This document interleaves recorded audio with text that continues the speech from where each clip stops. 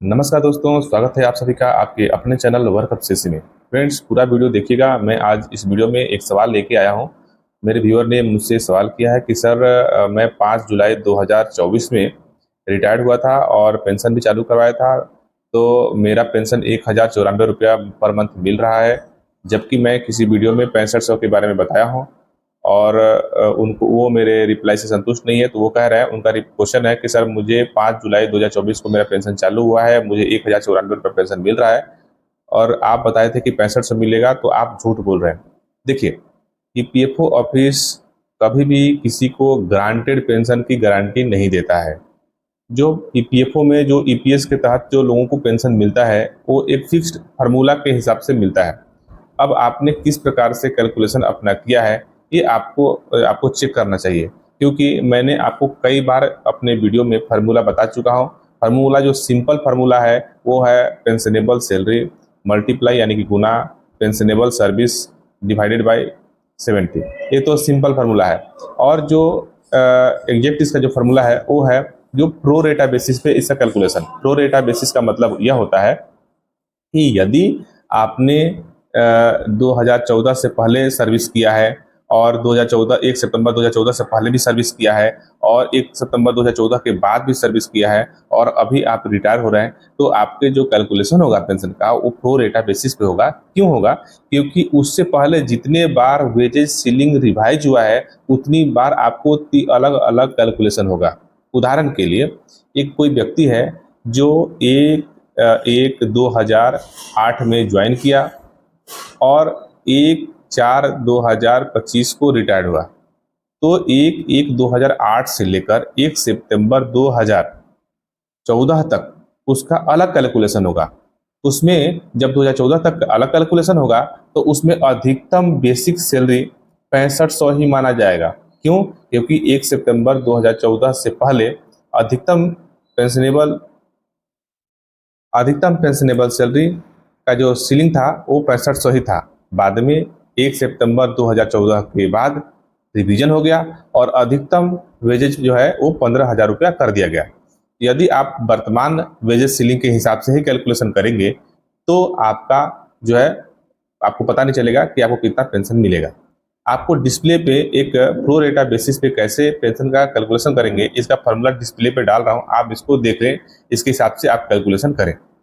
मैं आपको इसी फार्मूला के आधार पर आपको जो है लाइव प्रूफ दिखाता हूं कि मैंने इसी फार्मूला के हिसाब से, मेरे एक व्यूअर हैं, उनका पेंशन के लिए मैंने अप्लाई किया था और अप्लाई करने से पहले मैं इसका स्क्रीनशॉट लेके रखा था ताकि कभी कोई मुझे कोई वीडियो बनाना पड़े तो मैं उनको आप लोगों को दिखा पाऊंगा। इसलिए मैंने स्क्रीनशॉट लेके रखा था कि मैंने कैलकुलेशन किया था और उसके बाद उनका जो पेंशन उनके खाता में अभी क्रेडिट हो रहा है, उनके खाता के का जो मैं जो क्रेडिट हुआ है उसका भी स्क्रीनशॉट रखा हूँ, वो भी आपको डिस्प्ले पे मैं दिखा रहा हूँ। आप देखिए कि जो कैलकुलेशन में दिखा रहा है उतना ही पेंशन आ रहा है कि उससे ज़्यादा या कम आ रहा है।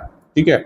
तो कभी भी जब आप कैलकुलेशन करें पेंशन का, वो 1 सितंबर 2014 से पहले और 1 सितंबर 2014 के बाद दो पार्ट में करें और दोनों को बाद में जोड़ लगा दें, तो जो आपको पेंशन अमाउंट बनेगा लगभग उतना ही आएगा। अब ध्यान देने वाली बात यह है कि यदि आपका 15,000 से कम बेसिक सैलरी है, तो आपको जो वर्तमान समय में 1 सितंबर 2014 के बाद जितना अगर 15,000 से कम है तो आपको वही कैलकुलेट होगा जो आपका एग्जैक्ट है। अगर आपका 15,000 से ज़्यादा बेसिक है तो आपका अधिकतम वेजेस सैलरी 15,000 कैलकुलेट होगा। उसी प्रकार 1 सितंबर 2014 से पहले यदि आपका 6500 से कम बेसिक सैलरी था तो आपका 6500 से कम बेसिक सैलरी का एवरेज निकाला जाएगा, पिछले 12 महीने का एवरेज निकाला जाएगा, ना कि आप एग्जैक्ट 6500 पकड़ ले। नहीं, आप एवरेज निकालें। आप देखें किसी महीने में हो सकता है कि पिछले 12 महीने में किसी महीने में आपको 6500 बेसिक सैलरी नहीं मिला हो, कम भी मिला हो, 4500 मिला हो, 4000 मिला हो। क्यों? क्योंकि ये तो हो नहीं सकता कि आप पूरे साल बिल्कुल परफेक्ट ड्यूटी किए हों। किसी किसी महीने में आप एब्सेंट भी होंगे, किसी महीने में 10 दिन एब्सेंट होगा, किसी महीने में 15 दिन एब्सेंट होगा, किसी महीने में 5 दिन एब्सेंट होगा, या फिर किसी महीने में फुल ड्यूटी भी किए होंगे। तो आप पिछले 12 महीने का पूरा सर्विस आप एक जगह पे नोट करें, टोटल कितना दिन आपको कितना कितना बेसिक सैलरी मिला उसका जोड़ लगाएं 12 महीने का और उस 12 से भागा लगा देंगे तो आपको एवरेज निकल जाएगा। उसी प्रकार 1 सितंबर 2014 के बाद आप पिछले 60 महीने का एवरेज सैलरी निकालें और एवरेज सैलरी निकालकर आपका पेंशनेबल सैलरी निकाल लें। ठीक है? उदाहरण के लिए पहले मैं आपको डेस्कटॉप पे चलिए एक कैलकुलेशन करके दिखाता हूँ, फिर आपको समझ में आएगा। दो कैलकुलेशन दिखाऊंगा। एक आपके केस में कि आपने 6500, आप बोल रहे हैं मुझे 6500 मिलना चाहिए, लेकिन आप बता रहे हैं 6500 मिलना चाहिए लेकिन मुझे 1094 रुपये मिल रहा था, आपको 1094 रुपये कैसे मिल रहा होगा, मैं एक अंदाज पे कैलकुलेशन करके आपको दिखाता हूँ। दूसरा कि मैं आपको यह भी कैलकुलेशन दिखाऊंगा कि मैंने मेरे व्यूवर का एक अप्लाई किया था फॉर्म 10D, तो उनको मेरे कैलकुलेशन में कितना अमाउंट आ रहा था और उनको एक्चुअल कितना आ रहा है, दोनों का स्क्रीनशॉट आगे आपको दिखाता हूँ। तो चलिए मैं आपको पहले कैलकुलेशन दिखाता हूँ, फिर आगे दोनों ही केस आपको आपके सामने लाइव प्रूफ में दिखाऊं। तो देखिए, आपका जो 6500 का जो आपने बात कर रहे हैं, आप 6500 पेंशन की, तो इसका कोई भी वादा नहीं करता है, ना ही वादा किया गया है पेंशन का, बल्कि पुराने नियम उदाहरण में दिया गया जो भी वेतन सीलिंग था, जो मैंने आपको बताया था, वो एक वर्चुअल था। मैंने आपको एक कैलकुलेशन के लिए मैंने लिया था और कैलकुलेशन में आपको बताया था। वास्तविक पेंशन आपके ईपीएफओ रिकॉर्ड के औसत ईपीएस वेतन पर निकलती है। उदाहरण के लिए, यदि आपके पिछले 60 महीने का औसत ईपीएस वेतन 4,780 रुपये आया होगा, अगर आप एवरेज निकाल रहे होंगे आपके पिछले 60 महीने का, और 4,780 रुपया ही आ रहा होगा एवरेज, तो उसका कैलकुलेशन जब करेंगे तो 4,780 रुपया गुना 16 वर्ष, आप जैसे कि बता रहे हैं आपका नौकरी भागा 70, तो 1,093 रुपये, लगभग 1,094 रुपये बन रहा है। तो आपको जो बताया गया है इससे मिलता जुलता है, तो लेकिन आप अपना चेक कर लीजिएगा। आपको जो पीपीओ मिला होगा पेंशनेबल सैलरी, उसमें पेंशनेबल सर्विस और पेंशनेबल सैलरी, आपका जो पीपीओ मिला होगा उसमें आप देख लीजिएगा। उसमें कुछ गड़बड़ हो तो आप उसको आईजीएमएस पोर्टल पे ग्रीवेंसेज डाल के उसकी जांच करवा सकते हैं। अब मैं जो मेरे व्यूअर हैं जिनका मैंने फॉर्म 10D अप्लाई किया था, तो फॉर्म 10D भरने से पहले उनको मैंने इस फार्मूले से कैलकुलेशन करके दिखाया था कि आपको 2485 रुपये के आसपास आपका पेंशन मिलेगा। तो ये जो फार्मूला है उनका ये फार्मूला के हिसाब से भी आप कैलकुलेशन कर सकते हैं। ये फार्मूला प्रो रेटा बेसिस के हिसाब से सेट किया हुआ है। Pensionable service date of exit, जो आपका पेंशनेबल सर्विस से कैलकुलेशन करना है, आपका जो डेट ऑफ एग्जिट है, मतलब जिस दिन आपने लास्ट जॉब किया है उसमें से आपका डेट ऑफ ज्वाइनिंग माइनस कर देंगे और उसमें से एनसीपी डे माइनस कर देंगे, तो आपका पेंशनेबल सर्विस निकल जाएगा। लेकिन ध्यान रखिए, इसको जो पेंशनेबल सर्विस निकालेंगे वो मंथ और ईयर में नहीं निकाल के उसको डेज में निकालेंगे। अगर ईयर में निकलता है तो उसको बाद में डेज में कन्वर्ट कर दें। ठीक है, डेज में कन्वर्ट करने के लिए आप 365 से भाग लगाएंगे तो आपका वो कन्वर्ट हो जाएगा। ठीक है, 365 से आप ईयर को 365 से सॉरी मल्टीप्लाई करेंगे तो आपका निकल जाएगा, गुणा करेंगे तो। और पेंशनेबल सर्विस जैसे मैंने निकाल के यहाँ पर निकाला था उनका कि 1 सितंबर 2014 से पहले उन्होंने टोटल कितने वर्ष नौकरी किया और 1 सितंबर 2014 के बाद टोटल कितने वर्ष नौकरी किया। एक मतलब उनका जो ज्वाइनिंग डेट था वो 2007 का था, तो 2007 से लेकर 2014 तक उन्होंने कितने दिन तक नौकरी किया, और 1 सितंबर 2014 से लेकर 2024 तक, उनका 2023 से 24 तक उनको कितना साल उन्होंने सर्विस किया, वो दोनों मैंने अलग अलग निकाल लिया। ठीक है, इसके बाद सम ऑफ लास्ट 60 मंथ्स वेजेस, पिछले जो पेंशनेबल सैलरी निकालना है तो पिछले 60 महीने का जो भी आपका औसत वेज है उसमें 30 से आप गुना कर देंगे और 1825 से भाग लगा देंगे तो आपका एवरेज पेंशनेबल सैलरी निकल जाएगा। अगर आपका 58 वर्ष उम्र 2022 में ही पूरा हो गया है और आप जो है 2024 में पेंशन लेने जा रहे हैं, तो आप 2024 से कैलकुलेशन ना करें, आप 2022 तक ही कैलकुलेशन करें। क्यों? क्योंकि आपका 58 वर्ष जब पूरा हो जाता है तो आपके पेंशन फंड में पैसा जमा करना कंपनियां बंद कर देती है, जब तक कि आप उनको ये ना करें, रिक्वेस्ट ना डालें कि भाई मेरे पेंशन में 2 वर्ष के लिए डेफर्ड पेंशन के तहत पेंशन जमा करना चालू रखो।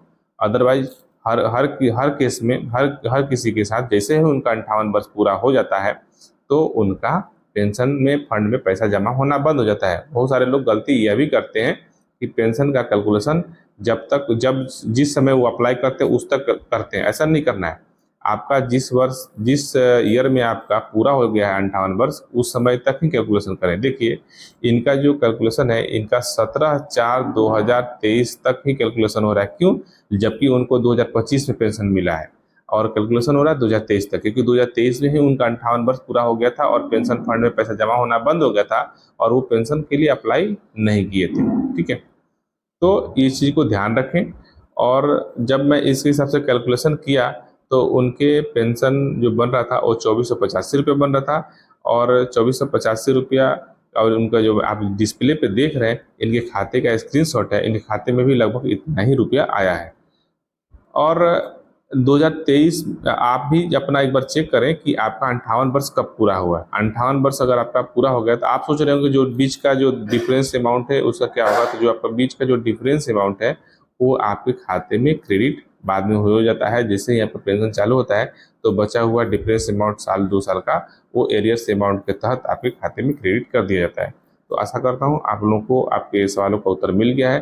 तो जो प्रो रेटा बेसिस वाला जो फार्मूला है पेंशन का, तो इस फार्मूले को आप लोग सेव करके रख लीजिए, आप इससे कैलकुलेशन कर सकते हैं। एक बार मैं आपको फिर से बता देता हूँ कि पेंशनेबल सर्विस बिफोर मतलब 1 सितंबर 2014 से पहले का आपका कितने दिन का सर्विस है उसमें 65 से गुना कर देना है, और उसमें प्लस करना है पेंशनेबल सर्विस आफ्टर 1 सितंबर 2014 के बाद कितने दिन आपने सर्विस किया है वो उसको उसमें ऐड कर देना है, जोड़ कर देना है। और फिर पेंशनेबल उसमें मल्टीप्लाई यानी कि गुना करना है पेंशनेबल सैलरी कैसे निकालना है मैंने आपको पहले बता दिया है। उसको भागा लगा देना है 70 गुना 365। तो देखिए इनका जो अमाउंट बन रहा था, जो सर्विस बन रहा था वो 2759 बन रहा था, 2769 बन रहा था, और उसमें 65 से मैंने मल्टीप्लाई कर दिया है। 2007 से लेकर 2014 तक 2769 दिन बन रहा था, उसमें मैंने 65 से मल्टीप्लाई कर दिया, प्लस 3139 दिन बन रहा है 1 सितंबर 2014 से लेकर 2023 तक उस, और इनका जो एवरेज पेंशनेबल सैलरी बन रहा है वो 14,496 रुपये बन रहा है, और उसको मैंने 70 गुणा 365 से भाग लगा दिया तो 2485 रुपये अमाउंट आ रहा है। और यही इनका प्रो रेटा बेसिस से पेंशन का कैलकुलेशन है। तो आप लोग कंफ्यूज ना हो और मुझे भी कंफ्यूज ना करें। अगर आपके मन में कोई